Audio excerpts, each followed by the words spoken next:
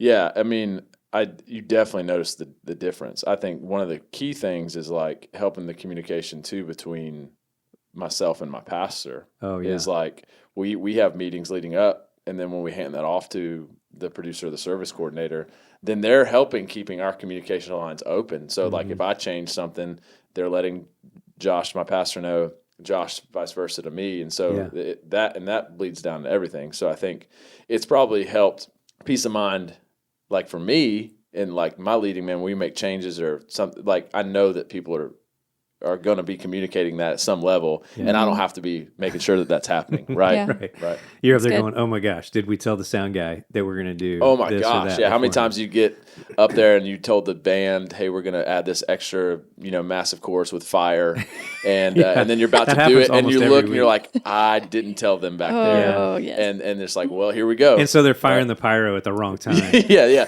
The pyro's fired too late, right? That's every church's problem.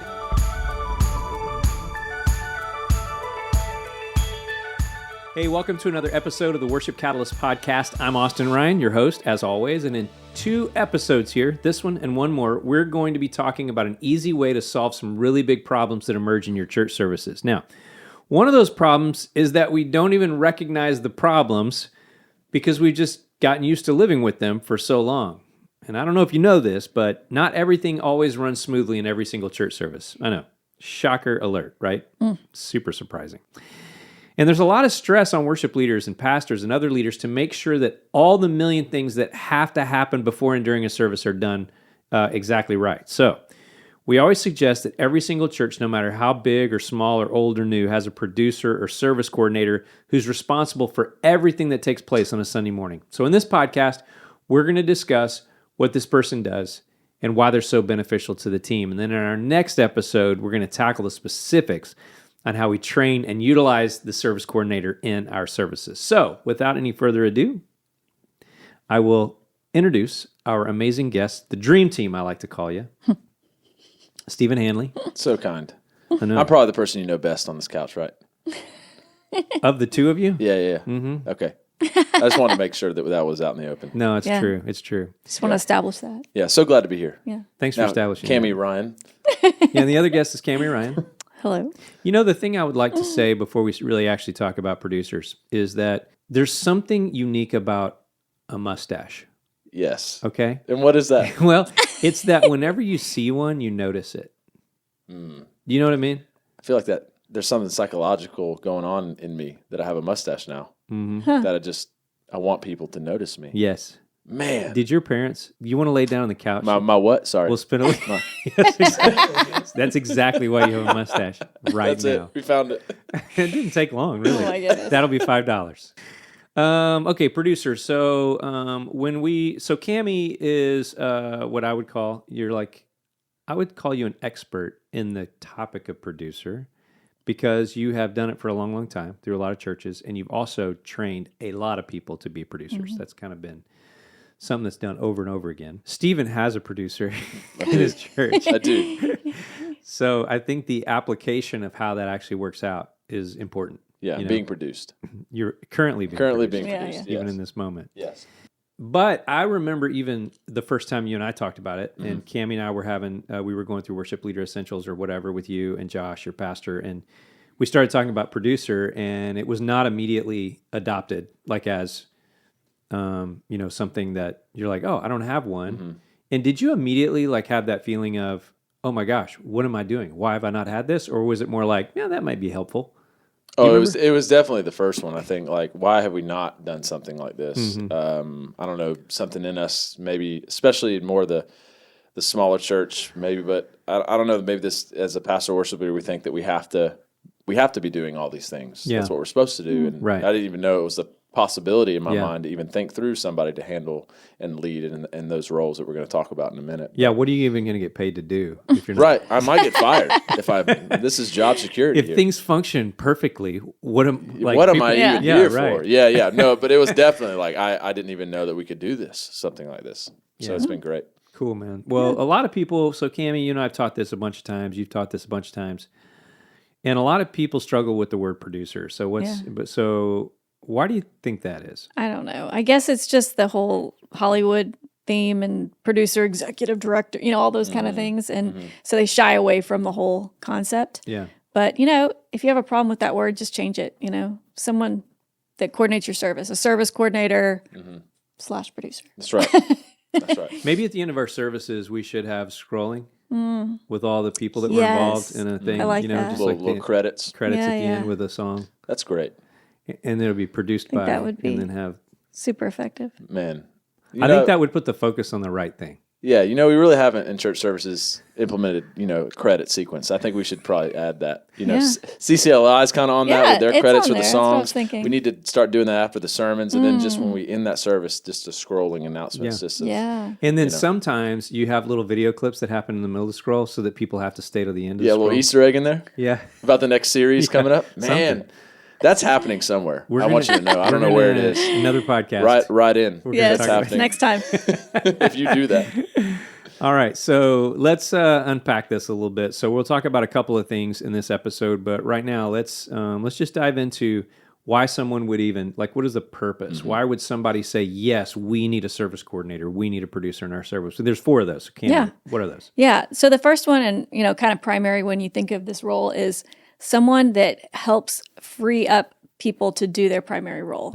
So when you have that producer role filled, then all of a sudden worship leader, pastor can concentrate on what they're doing. They can connect with the crowd before they actually go up there on stage, and they can meet people, and they're not running around chasing rabbits and doing things like that have to be done before a service, and the producer is able to handle that. Yeah. And I mean, even I think people hear producer or service coordinator, whatever terminology you want to use, and they think, well, that's for the bigger church. But I would even say for the smaller church, kind of speaking from that context myself, I think many times you're wearing more hats than a lot of those bigger churches are. And so I think whatever size, I mean, you need this type of role in your congregation for sure. Yeah, that reminds me of, I was visiting a church in another city. As a church plant, there's probably, by the time everybody showed up, there's probably 30 people there, right? It was not a big place, but I got there about an hour early just to kind of watch and see what they were doing. It's kind of evaluating some things for them. And the pastor was there when I got there, and there was already a few things set up, but he was sweating, like visibly perspiring. And he did not leave the little desk they had set up with the computer on it from the time I walked in until 10 minutes after the service was supposed to start. He was solving some sort of computer problem. I don't know what it was. Or getting his words right on his notes on the PowerPoint or something, or whatever they use. So he finally walks from that computer straight to the platform and, begins to welcome everybody. But I'm like, this guy missed all of that time when he could have been connecting with people, because, you don't just start preaching or start worship leading when you walk on stage. You start when you walk in the room. That's right. Yeah, I don't know how his focus would have been there to do a good job. Exactly. I mean, mentally, he's still on the problem he was just solving.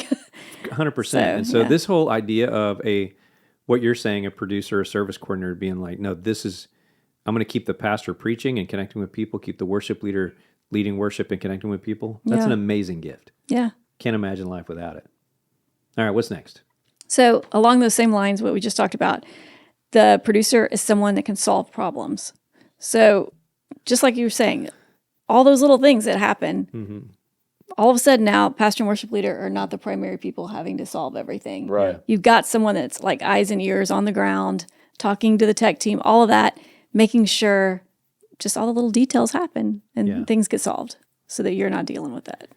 Because it's hard for a worship leader to solve a problem when he's up there singing a song. Yeah. Or she's up there singing a song. It's a little difficult. Yeah. This came to beautiful fruition. One of the, I'm ashamed to say dozens of times this has probably happened, but I remember the first time I'm up there and somebody just kind of sneaks up from the back down to the front and hands a fresh microphone to the guy that was preaching that day. And he already had one. And so when I asked about it later, they were just checking it in the back, and they realized they didn't have a signal. Yeah. And so they didn't have to have that weird moment of, hey, tech, y'all hear me? Check, text. Hey, everybody, click, tapping on it or whatever. Because somebody was actually solving that problem before it happened. And I'm like, we'll never have another service without a producer. Right. Yeah. That can do that sort of thing. Just takes away all the distractions.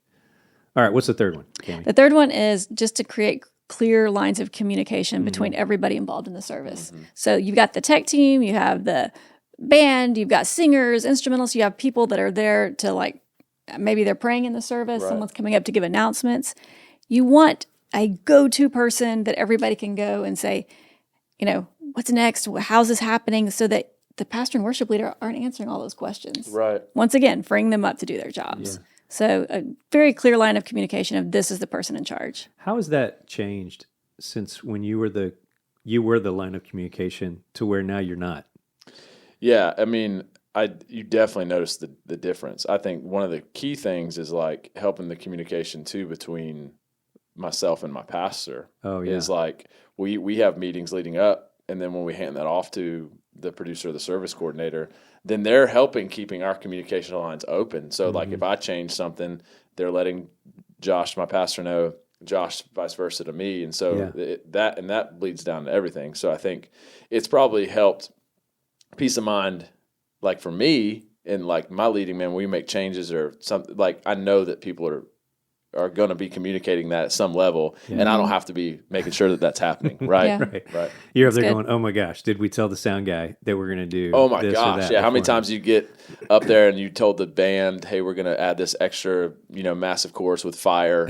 And, and then you're about that to do happens it and you almost look every and you're week. like, I didn't tell them back there. Oh, yes. And it's like, well, here we go. And so they're firing the pyro at the wrong time. yeah. The pyro's fired too late. Right. That's every church's problem. It's like, right. dang it, that was going to be so cool. Yeah. Like it was happening right then. That's right. Yes. Yeah. They missed the on pyro. that, But on that 6th bridge. right. They Pyro. did it on the 4th. Gosh. Yeah. Missed opportunity. We're relating to so many churches right now. It's like, yeah, that happens to us every Sunday. like, This "That's us." this is our solution. How did they know? How do they know? They're speaking right to me. Producer. We have to have a producer. That's it. All right. So those are 3 really solid reasons, especially pyro Yeah. connection, of why we Definitely. want to have a producer in our services. What's the 4th one? The 4th one is to encourage and bless people. So just that person that's like, hey, you're doing a good job. Like, I saw what you did there. I saw, you worked really hard from rehearsal. You had that, new instrumental part and you nailed it. Yeah, that's so good. And just that person, the tech team, they're like so unseen and so unhurt. Most people, unless there's a problem, don't even know they exist. Yeah. But if you could be that person to just be like, hey, you hit that right on cue and that volume was perfect. I didn't have anybody give me any feedback today on that. Like no one said anything, so it must have been great. Just those little things like that really go far in someone wanting to continue to keep serving. Yeah, that's so good. And I think like a lot of the times with the team and and those serving in any capacity on Sunday morning, you're so like externally focused. So you're thinking a lot about the congregation and connecting with congregation. If you have a healthy culture of that on your team, that's a really good thing. But I think sometimes it gets missed is like the communication between each other because you're so outwardly just looking at others and trying to connect with people in the congregation. So what doesn't take place a lot of times is feedback, and especially encouraging feedback.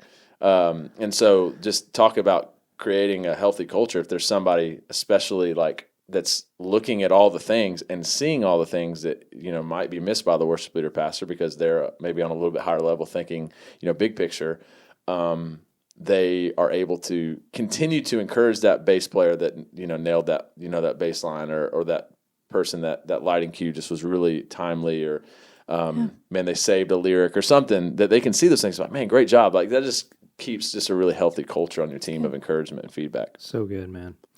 All right. So hopefully because of those 4 things, everybody in the world now wants to have a producer, not only a service coordinator producer, but a life producer. Right. Which When we you- all can talk We all about need needing that. that. We all need one Yeah, of yeah. those. But anyway, the next question is, all right, we're convinced. So in the next episode, we're going to talk about like really specific implementation of all that.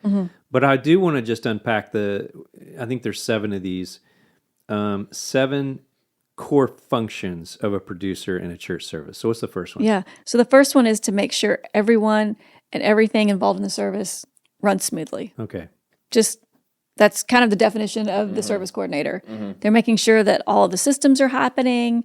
There's just everything's going smoothly. There's not any distractions or or things that are going to take people's focus away from the main thing. Because there's a big difference between having a plan and executing a plan. So a lot of worship leaders and pastors, they have the plan. It's in their head. And they got it, but like there's a lot that goes in, especially if you, depending on the size of your team, but even if it's a small team, like the actual executing of that happening is two different things. And we come in a lot of times with a really good plan, but the executing of it doesn't always go well. It's because we're not, we're not in the nitty gritty details that are required to make a plan come to place. And so that's Before you had a producer, and I can't remember, like that would go back a long, like decades for us probably, but do you ever remember a time when there was dead air in the service when we weren't quite sure what was coming up next or who was supposed to be on stage next? Just everybody kind of looks around nervously, like, who's next? What's going on? Yeah, for sure. And in most churches, when that happens, it's like something went wrong. Someone missed it. Somebody missed it. There's a big mistake happening here. Yep. And it's super distracting. Yes. So, all right. So that's beautiful. That's the first kind of core function of a producer. What's the second one? The second one is communicating to everyone about their role. So being that person that's like the go-to figurehead, like just saying, hey, here's what's happening with your role today. Are there any questions? You're kind of that go-to person that they know, hey, I can trust that they have my back. They want me to succeed and do a good job at what I'm called to do today. And so that person's just there to be the communication source. How many times, especially I see this often with like multiple services on a Sunday morning, people that have that, a lot of times changes happen in between the two services. Sure. And you're like trying to get around to everybody and you can't, because then you also have people coming up and talking and all that. Yeah. If there's one person dedicated to like, hey, I've got to let everyone know this is what's happening, or this is what the change is going to be, even if it's minute, someone that's just like, I'm there, I'm going to communicate the changes to everyone. Yeah. Have you ever struggled with that? Like, or where you used to be the main communication source and now people don't come to you anymore on a Sunday? Or is that a good thing? Like, how are you feeling about that? Yeah. I mean, personally, I'm like, it's an amazing thing. Yeah. Because I think the less details that I have to worry about actually happening or getting missed, I should probably say, is helpful just in really anyone's role. Right. But yeah, I would say that, we have a couple of Sundays where it's very obvious, because there's some Sundays maybe where we don't have a producer that is able to serve. And so then that defaults to me and like the tech lead, and we're kind of, and we feel it very like, contrast is very evident. And so I think I very much see the difference of, like this communication is happening all the time, but I'm feeling it a lot this week because that person's not serving that role, so we see the difference. That's so interesting. It's like a different stress level that exists. Oh my gosh. Yeah. And I mean, some of our producers are like, I don't feel like, because it's pretty new for us. I mean, a couple of years in, like, I don't know if I'm really doing much. Right. And I was like, well, if you could just know in my mind, like just the peace of mind that I have knowing that somebody's looking. Yeah. I mean, it changes everything for me and my pastor. What's the next function? Minimize distractions. Okay. So important. That person just has eyes over the whole room, everything from like when people enter to during the service to after. Yeah. There's so many things going on, moving parts happening that, a lot of times things are missed, like simple things. We've talked a million times about putting up pipe and drape and like these situations where we've been in schools and we're trying to like cover up crazy posters and things like that. And, like the drapes are crazy, or people have left guitar cases and water bottles all over the stage when they're having rehearsal, and then church starts and you're like, oh my gosh, look at all that up there. Just things that you don't even think about until you look at it through the eyes of someone walking in for maybe the very first time or a first time in a long time. And you're thinking, I just want them to be able to come back. I want them to hear the message clearly. Right. And if there's something like that that's going to be distracting, whether it's lighting or the air conditioning or the way the chairs are set up, there's not enough room, this is uncomfortable for people.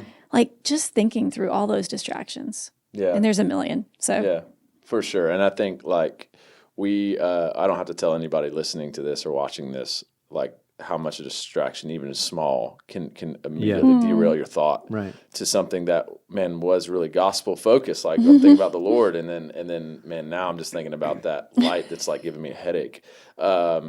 That, man, a lot of times us as leaders, when we're in it every week, we sometimes become numb to those things. And so to have someone that's stepping up fresh, that you've assigned, like, hey, almost like we use the language like at our church, man, you're kind of the wedding coordinator of Sunday morning. So like a wedding coordinator, I mean, from the moment that, man, the groom and his crew are arriving for pictures to the moment we send off the bride and groom to their honeymoon, like and even cleaning up after, like everybody's coming to me. And so that's kind of the role that we're trying to create here, so that they're seeing all those things and catching those things to ultimately serve those that would walk in, and something might catch their eye away from what the actual purpose of the gathering is. How do you stick to that with like walking into a room? Because for me, after I've seen something twice, I never see it again. You know what I mean? So how do you keep somebody fresh where every single week they're seeing it with fresh eyes? Yeah, I think part of it is just the nature of that person. Yeah. There's someone who, excellence is important and attention to detail. We'll talk about that probably more in the next podcast, I think. But like what the characteristics are of someone that we might look for a producer. But I also think that it's, having multiple people in that role. So everybody's going to kind of bring their own unique vision. And, the more people you have that serve in that way, they're going to have more eyes on the service, and someone else might notice something that you miss. Right. So I think that's really important. Awesome. All right. So what's the next? I don't know how many we're on here, but what's the next? I think we're on 5. 5. So the number 5, the producer needs to instill the core values to the team. Yeah. Love that. Which is super important, because like, not only do you want to be good at your job, excellent, and catch, attention to detail, but you want to instill all the things that you teach your team that are important, unity and authenticity and humility. You get to show that to the team by the way you treat them, the way that you consider all of their roles important and take the time to listen to them and their feedback when they're serving week after week. You're basically instilling all the things that you're wanting your team to learn, in this person that hopefully is passing along these things. That sure makes finding the right people, and we'll talk about this next time, but finding the right people to do this, that's like the thing. And evaluating their work, not just on, did you get rid of the water bottles off the stage and make sure everybody did what they were supposed to do, but did you hold high the value of humility? Did you live that, and all that? So yeah, and I think like as people are in this role, looking at more details, they're quick to see where those values may not be being carried out, and also areas where they're being carried out very well. And so they're also kind of helping you as a leader on the team to be almost like a herald of those values. And so they're preaching them just like you are, but they're also in the details, being able to see, where they may not be happening, where unity might be happening, or it may not be happening, or where excellence might be happening. They're able to see those things and point that out and give healthy feedback, maybe even in the moment, to really where you may not have your hand in that spot at that time. Yeah, I love that. They're an extension. Right. So good. All right, two more functions of the producer. Next one, constantly looking for ways to improve things. So not only like making sure you're, catching things right there in the moment, but also going, hey, I've noticed that this light has been out, or there's a hum in the sound system, like making sure you make note of those things so that during the week you can actually improve. Yeah. A lot of times you catch those things, and worship leaders and pastors, they think it's going through their mind, they're on stage, but then when the service is over, they're just on to the next thing in the next week. And then next week you're like, oh yeah, that's right. Last week I didn't notice that, and there it is again. Exactly. Somebody needs to fix that in the next week. And so having So do you remember that Sunday that we had a producer come up to me after the service and say, I'm going to come to my house right now, I'm going to cut your hair? Yes. Would that be an example of constantly improving the service? I think so. Well, it was a distraction to her. And so that's important, Yeah. Yeah.